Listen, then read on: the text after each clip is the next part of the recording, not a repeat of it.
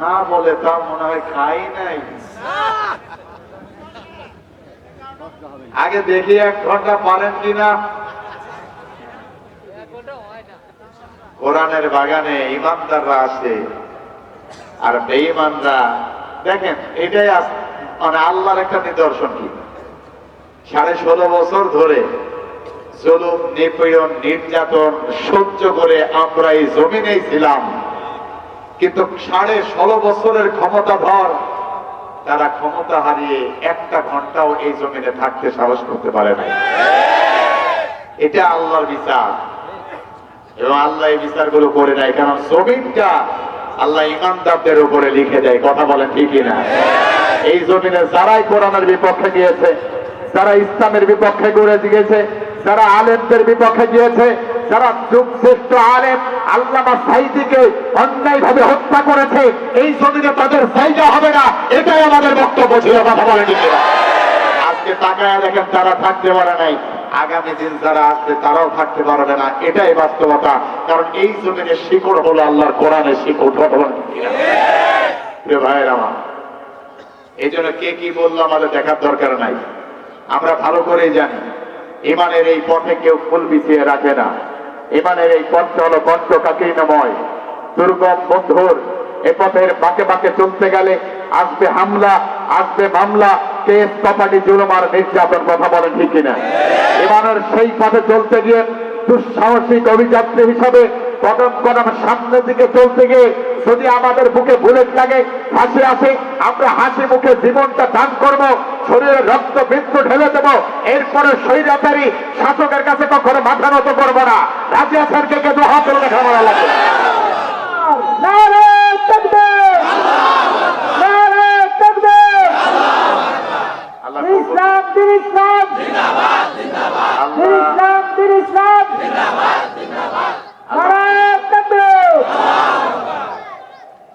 আল্লাহ কবুল করুন, বলেন আমিন। তাকবীর দেবেন অল্প অল্প করে। এই তাকবীর দেওয়াটা হলো ইমানের, ইমান থাকা লাগে। ইমান তো সবারই আছে, ইমানের একটা তেজ তখন উপেক্ষা করে তখনই ইমানদাররা খুশি হয়ে তাকবীর দেয়। আল্লাহু আকবার। কারণ আল্লাহ পাক রব্বুল আলামিন বলেন সাউন্ড কমে গেছে না, আল্লাহ এটা বলে নাই সাউন্ড কমে গেছে। আল্লাহ পাক রব্বুল আলামিন বলেন ইকো লাগবে না। হ্যাঁ, আপনি তো আমার চেনেন, গতবার ছিলেন না? দেখ আমার কোনো বক্তব্য নাই, আপনি আর আমি যদি ঠিক থাকি ওনারাও ঠিক থাকবেন ইনশাআল্লাহ।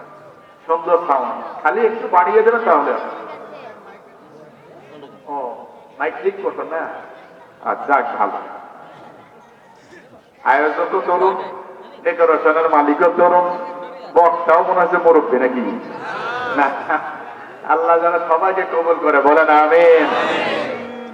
আল্লাহ পাক রব্বুল আলামিন বলেন কোরআনের আলোচনা এত সুন্দর, কোরআনের মাধুর্যতা এত সুন্দর, যখন মানুষের সামনে কোরআনের আলোচনা করা হয়, ইমানদারদের সামনে যখন ইমানের আলোচনা করা হয়, কোরআন তেলাওয়াত করা হয়, এই ইমানের আলোচনা শুনে ইমানদারদের ইমান বেড়ে যায়, আর বেঈমানদের আরো ভয় কলিজায় ঢুকে যায়। কথা বলেন ঠিক কিনা?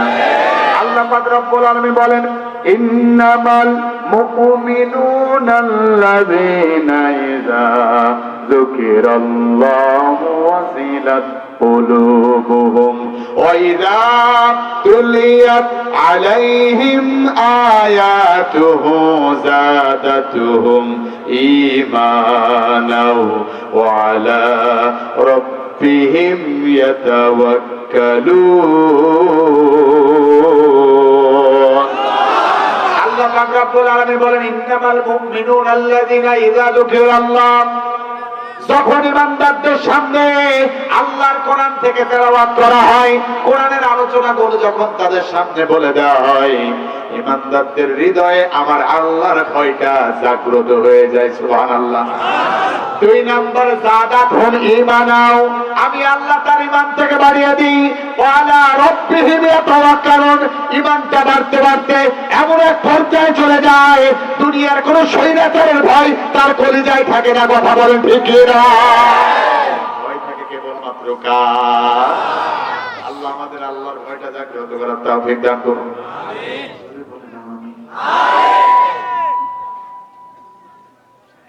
ঠিক আছে, সমস্যা নেই। ব্যস্ত আছেন নাকি? 16 নম্বর সূরা। কত নম্বর? 16 নাম্বার। কোরআনুল কারীমের 16 নম্বর সূরা। সূরার নাম আন-নাহল। কি নাম? 90 নম্বর আয়াত তেলাওয়াত করেছি। কত নম্বর? 90 নাম্বার। বলেন তো সূরা কত নম্বর সূরা? মাশাআল্লাহ। সূরার নাম মুখস্থ করেন ভাই। সূরার নাম, আয়াত যেটা তেলাওয়াত করেছি সংখ্যা 90। আল্লাহ পাক রব্বুল আলামিন বলেন ইন্নাল্লাহা, নিশ্চয় আল্লাহ। নিশ্চয় কে? আল্লাহ। ইয়ামুরু বিল আদলি, আল্লাহ বলেছেন তোমরা ন্যায় বিচার করো। সুবহানাল্লাহ। সুবহানাল্লাহ। আল্লাহ এরপরে এই আয়াতে একটা না দুইটা না তিনটা আদেশ, তিনটা নিষেধ করেছেন। সুবহানাল্লাহ। এই যে লম্বা টুপি দেখছেন না, আর এই লম্বা জুব্বা, আসলে এটা সমাত্র, কিন্তু আল্লাহ ওই পরিমাণ যোগ্যতা হয়তো দেয় নাই। আমি জাস্ট এই তিনটা ছয়টা ব্যাপারে আলোচনা করার মতো যোগ্যতাই নাই। আমি শুধুমাত্র একটা শব্দের উপরে যতটুকু আপনারা সুযোগ করে দেন ততটুকু সময় কথা বলবো। ভাই কষ্ট হচ্ছে না কেন? আমরা আজকে এই আলোচনায় এই আয়াত যেটা তেলাওয়াত করেছে, আয়াতে কারিমায় 6টা বিষয়ের উপর বলা হয়েছে, আর আমি আপনাদের সামনে আলোচনা করব একটা বিষয়ের উপর। সেটা কি? ইন্নাল্লাহা ইয়ামুরু বিল আদলি, নিশ্চয় আল্লাহ বলেছে তোমরা ন্যায় বিচার করো। সুবহানাল্লাহ। আগে বাধা ছিল, বাধার ওয়াজ করেছি। এখন বাধা নাই, সমাজটাকে ন্যায় বিচার দিয়ে ছাওয়া দরকার, পরিবেশটা সুন্দর করে নেওয়া দরকার। আমরা এক ভুল বারবার করতে চাই না। এক স্বৈরাচারকে বিদায় করেছে, এর মানে এই না যে আবার কোন নতুন স্বৈরাচার বসুক আর তাদের কথা অনুমতে আবার ইসলামপন্থীরা আবারও মারি খাক, জেলে যাক, ফাঁসির কাছে যে ঝুলে মরুক। এটা আমরা চাই না, ঠিক না? আমরা চাই কোরআন দিয়ে সমাজটাকে বিনির্মাণ করতে। এই জন্য আমি বলছি আলোচনার মূল বিষয় হলো আজকে রাসূল সাল্লাল্লাহু আলাইহি সাল্লামের ন্যায় বিচার। আলোচনার বিষয় কি? এবার আসেন, কোরআনুল কারীম এমন একটা কিতাব, যদি আপনার বুঝতে হয় তাহলে অবশ্যই কোরআনের একটা আয়াত যদি বুঝতে হয় তার শানে নজুল, ব্যাকগ্রাউন্ড, প্রেক্ষাপট জানা দরকার হবে। যদি আপনি আয়াতের শানে নজুল না বোঝেন, ওই আয়াত সম্পর্কে আপনি কিছুই বুঝতে পারবেন না। কথা বল না কেন? এখন এই আয়াত যেহেতু তাফসীরুল কোরআন মাহফিল, তাফসীর হতে হলে 5টা জিনিস লাগে। কয়টা? মিনিমাম।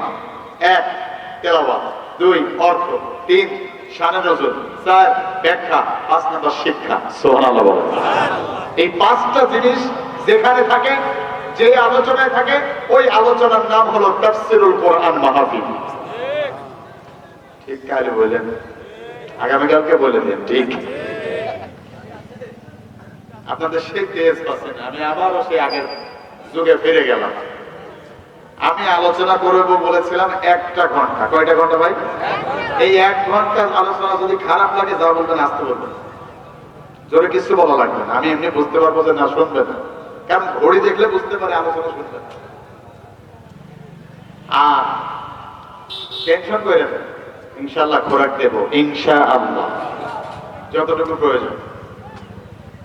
আর যা লাগে ভালো সব জোরে জোরে বলবো।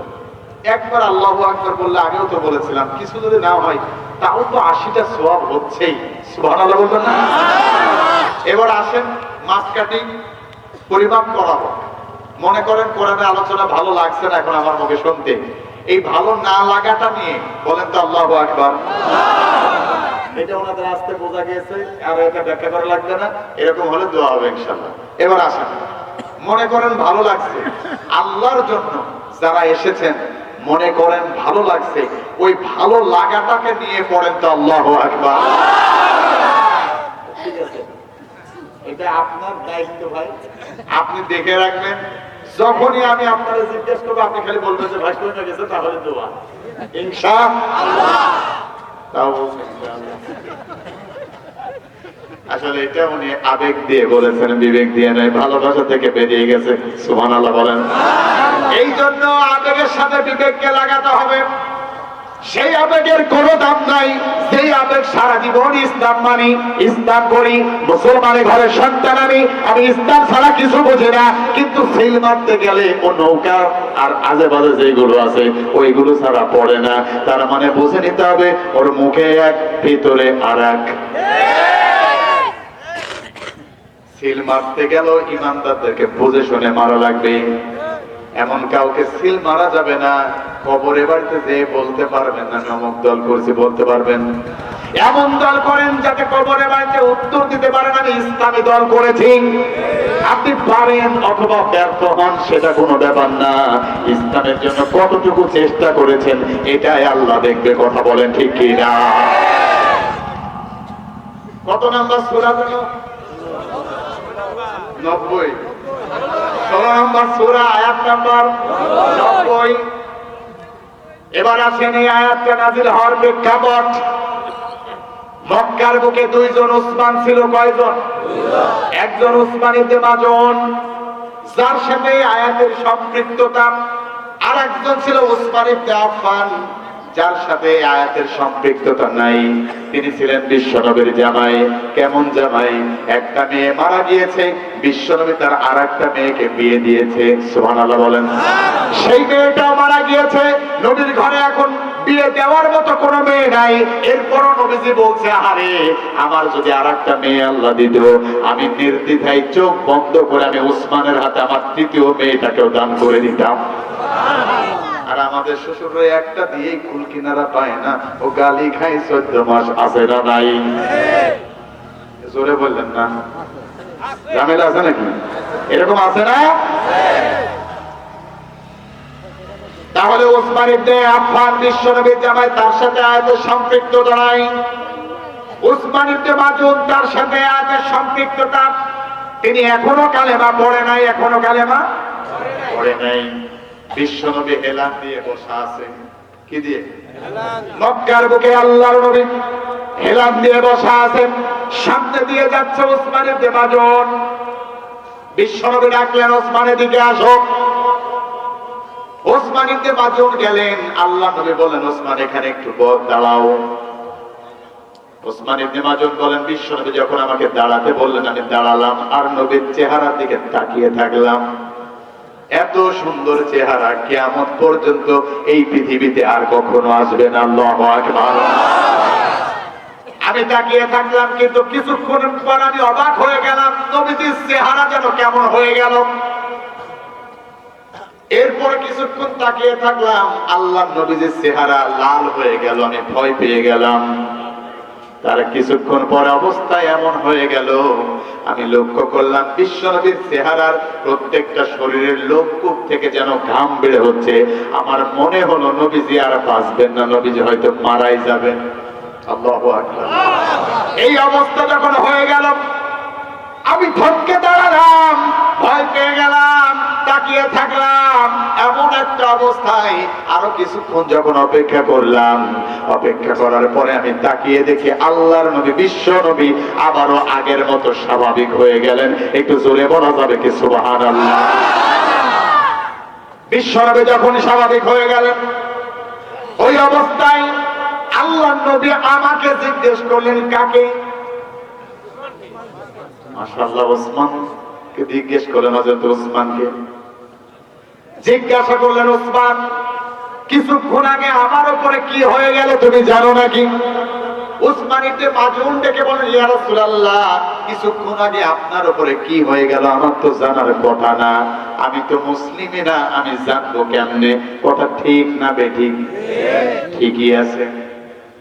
এরপর নবীজি বললেন, ওসমান তবুও তোমার কাছে আমার প্রশ্ন, কিছুক্ষণ আগে কি হয়ে গেল আমার উপরে তোমার কি কোনো ধারণা আছে নাকি? ধারণা থাকলে শেয়ার করো, বলো আমাকে। ওসমান ইবনে মাজুন ডেকে বলেন, ইয়া রাসূলুল্লাহ সাল্লাল্লাহু আলাইহি সাল্লাম, আপনার উপরে কিছুক্ষণ আগে কি হয়ে গেল আমি জানি না, কিন্তু আমার মন বলে কিছুক্ষণ আগে আল্লাহ পাক রব্বুল আলামিন আপনার উপরে কোরআনুল কারীমের কোন একটা আয়াত নাযিল করেছে। কালেমা পড়ে নাই, কিন্তু সে বুঝে ফেলেছেন। নবীজি এবার ডেকে বলেন, ওসমান তুমি যা ধারণা করেছো এটাই সঠিক, কিছুক্ষণ আগে আরশের মালিক আল্লাহ পাক রব্বুল আলামিন আমার উপরে পবিত্র কোরআনুল কারীমের 16 নম্বর সূরা আন-নাহলের 90 নম্বর আয়াত তেলাওয়াত নাযিল করেছে। আল্লাহু আকবার। এই অবস্থা যখন হয়ে গেল, ওসমান ইবনে মাযুন ডেকে বলেন, ইয়া রাসূলুল্লাহ, বেয়াদবি না করবেন না, একটা বার কি আয়াতটা আমারে শোনাবেন? কে বলছেন? ওসমান ইবনে মাযুন। কালেমা তিনি এখনো পড়ে নাই। এরপরে ডেকে বলছেন, নবী, একটা বার কি আয়াতটা আমাকে শোনাবেন, যেহেতু আমার সামনে নাযিল হলো। আর এখন আশ্চর্য হয়ে যায়, এখনো বাজারে ঘাটে জন্মসূত্র মুসলমানের ঘরে জন্মগ্রহণ করেছে, বাজারে ঘাটে আনাচে কানাচে এখানে ওখানে ঘুরে বেড়াই, এই জায়গায় কোরআনের আলোচনা হচ্ছে, সেই আয়াতে তেলাওয়াত করা হয়েছে। 1446 বছর আগে বিশ্বনবীর কাছ থেকে একজন কাফের চেষ্টা করছে আয়াতটা শোনার জন্য, রিকোয়েস্ট করছে, আর মুসলমানের সন্তান 1446 বছর পরে এসে বাজারে ঘাটে ঘোরাফেরা করছে, কোরআনের মঞ্চে আসে না।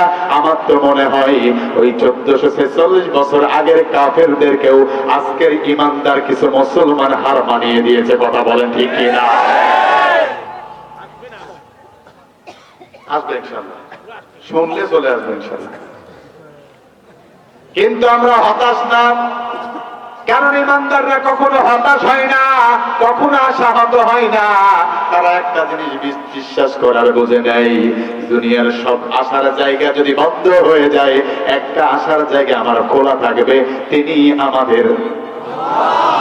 আরো যারা বলতে পারলেন না বলেন, তিনি কে? তিনি আমাদের আল্লাহ। তিনি শুধু আমাদেরকে দেখেন না, মাছের পেটের ভিতরে ইউনূস নবী, মাছের পেটের ভিতরে সাগরের অন্ধকারে, রাতের অন্ধকারে, 3 অন্ধকারে পড়ে গিয়েছেন। কুল কিনারা যখন পায় না, আমার আল্লাহকে ডাক দেয়, আল্লাহ পাক রব্বুল আলামিন সাথে সাথে তার ডাকে সাড়া দিয়ে দেয়। সুবহানাল্লাহ বলেন। যখন ইউনূস নবীরে খাইলো মাছেতে গিলিয়া, ফেরেশতা পাঠাইলে তখন ইসমে আজম দিয়া, দমে দমেতে হরদম পড়ে সে ইসমে আজম, মাছের উদর হতে সে যে পেলেন পরিত্রাণ। আল্লাহ আল্লাহ, গুনাহ হবে নাকি? বলেন, আল্লাহ আল্লাহ তুমি জাল্লে জালালুহু, শেষ করা তো যায় না গে তোমার গুণগান। তুমি কাদের ও গাফফার, তুমি রহিম ও জব্বার, অনন্ত অসীম তুমি রহিম রহমান। আল্লাহু আকবার। সেই আল্লাহ পাক ইউনূস নবীকে যদি বাঁচাতে পারে, আমাদেরকেও বাঁচানোর ক্ষমতা তার আছে না নাই? তিনি যদি বাঁচায়, গোটা পৃথিবীতে মারার ক্ষমতা কারো থাকবে না। কথা বলে ঠিক কিনা? একজন তিনি আছেন, তিনি আমাদের রব। দুনিয়ার কারোর প্রয়োজন নাই। আমি একা ইব্রাহিমের মতো দাঁড়িয়ে যাব, আমার পাশ পেছন থেকে শেল্টার দেওয়ার দায়িত্ব জেনে নেবেন, তিনি আমাদের আল্লাহ। ভাইয়েরা আমার, এই অবস্থা যখন হয়ে গেল, আসাম সাহেব ওই জায়গায় যখন অবস্থাটা এরকম হয়ে গেল, ওসমান ইবনে মাযুন ডেকে বলেন, ইয়া রাসূলুল্লাহ, আয়াতটা কি একবার শোনানো যাবে? বিশ্বনবী ডেকে বলছেন, অবশ্যই যাবে। আল্লাহ নবী এবার আয়াতে কারিমা তাকে শোনাচ্ছেন, ইন্নাল্লাহা ইয়া'মুরু বিল আদলি ওয়াল ইহসান ওয়া ইতা'i যিল কুরবা ওয়া ইয়ানহা আনিল ফাহশাই ওয়াল মুনকারি ওয়াল বাগি ইয়া'iযুকুম লাআল্লাকুম তাযাক্কারুন। আল্লাহু আকবার। একবার যখন বিশ্বনবী তেলাওয়াত করেছে, সাথে সাথে ওসমান ইবনে মাযুন ডেকে বলেন, ইয়া রাসূলুল্লাহ, কি তেলাওয়াত করলেন? এইটা যদি আমার আল্লাহর কোরআন হয়, এইটা যদি আমার আল্লাহর কিতাব হয়, এইটা যদি আমার আল্লাহর কথা হয়, ও নবী, আপনি দেরি করতে চাই না, দয়া করে আপনার হাতে হাত রাখায় আমারে পড়ায়া দেন, লা ইলাহা ইল্লাল্লাহু মুহাম্মাদুর রাসূলুল্লাহ সাল্লাল্লাহু আলাইহি ওয়াসাল্লাম। তারা আয়াতটা শোনার সাথে সাথে কালেমা পড়লো কতজন? আপাতত এখন এই আয়াতে কারিমার নাযিল হওয়ার কিছুদিন পরের ঘটনা বলবো, রাগ হবে না তো? কিছুদিন পরের ঘটনা, মক্কার মুখে বিশাল বড় একটা নেতা ছিল, নাম তার আকসাম সাইফি। কি নাম? আকসাম সাইফি বা সাইফি। এই আকসাম সাইফি বিশাল বড় একজন নেতা, কিন্তু তার বিবেকটা মারা যায় নাই। বিগত দিনে আমরা দেখেছি নেতা যতই ছোট হোক না কেন, বড় দিকে গেলাম না, ও যত ছোট নেতা হোক না কেন, আর যাই হোক তার বিবেকটা ছিল না তার কাছে। কথা বল না কেন? আশ্চর্য কথা, কোরআনের আলোচনা হয়, এরপরে নেতা বাইরে থেকে ফোন করে বলে যে আলোচনা বন্ধ করো, নইলে পুলিশ যাবে। আমি তো বলতে চাই আজকে তুই সেই ক্ষমতা তোর গেল কই? কোথায় কোথায় স্বৈরাচার? খোঁজ দিয়ে দেখেন, একটা সেকেন্ড এই জমিনে টিকতে পারে নাই, ভারতে দাদা বাবুর কোলে যেয়ে বসে আছে। আশ্চর্য কথা, এরপরে সমাজের লোক কিছু আছে, কিছু মানুষ আছে, তারা ডেকে বল না আমাদের দিদি কোনো অপরাধ করে নাই। ওরে বাবা, জিয়াপা ইয়েস আপা ইয়েস ইয়েস আপা আসেন আসেন আপা আপা। আশ্চর্য কথা, আমি তো আমার কথা আমি নিজে থেকে বলি না, আল্লাহি আল্লাহর কসম করে বলি, এখনো পর্যন্ত শহীদের রক্ত এই জমিন থেকে শুকায় নাই। কথা বলে ঠিক না? শহীদের রক্তের উপরে দাঁড়িয়ে এখনো যারা ওই স্বৈরাচারীর পক্ষ অবলম্বন করছে, আল্লাহর কসম করে বলি, এরা ইমানদার মুসলমান তো দূরের কথা, এরা মানুষই না। আল্লাহ বসুলাইকা কাল আনআমি বাল হুম আদল। আল্লাহ প্রথমে ডেকে বলেন ওরা চার পায়ে জন্তু জানোয়ারের মতো। এরপর আল্লাহ বলেন না, চার পায়ে জন্তু জানোয়ার কুকুর শিয়াল এগুলো খারাপ না, এগুলো ভালো। কিন্তু বরঞ্চ এই স্বৈরাচারীদের পক্ষ যারা নেবে, অন্যায়ের পক্ষ যারা নেবে, এরা স্বৈরাচারীদের পক্ষ নেওয়ার কারণে কুকুর আর শিয়ালের চাইতেও এরা খারাপ। কথা, আপনি এখনো পর্যন্ত তাকে সাপোর্ট দেন। কতজন হাত হারিয়ে পা হারিয়ে এখনো বিছানায় কাতরাচ্ছে, আপনি এখনো পর্যন্ত তাকে সাপোর্ট দেন, আপনি মানুষ বলে গণ্য হবেন না। রাগ করছেন নাকি আপনি? কে কোন দল করেন, আমি ওই জন্য আমি কোন দলের নাম নিলাম না, আমি এই জন্য নিলাম না। কিন্তু যদি আপনি দেখেন একজন খুনির পক্ষে আপনি সাপোর্ট দিচ্ছেন, ও খুন করে যে গুনায় গুণান্বিত হয়েছে, আপনি সাপোর্ট দেওয়ার কারণে একই গুণা আপনার আমল হয়ে গেল।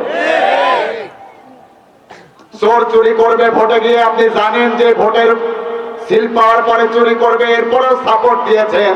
আল্লাহর কসম করে বলি, ও চুরি করে যা সওয়াব কামাই করবে, ওই একই সওয়াব আপনি মরে গেল ফেলাক্সি লোড হয়ে আপনার কবরে যাবে। এই জন্য সাপোর্ট করার সময় সাবধান। এবারে ভোট দেব ভাই সে মানুষের, যে মানুষ হুকুম মানে আল্লাহ পাকের। আল্লাহ যেন কবুল করে, আরো জোরে বলেন আমিন। প্রিয় ভাইয়েরা আমার, কষ্ট হয়ে গেছে এই অবস্থা, আসি তো যাই নাই, এই অবস্থায়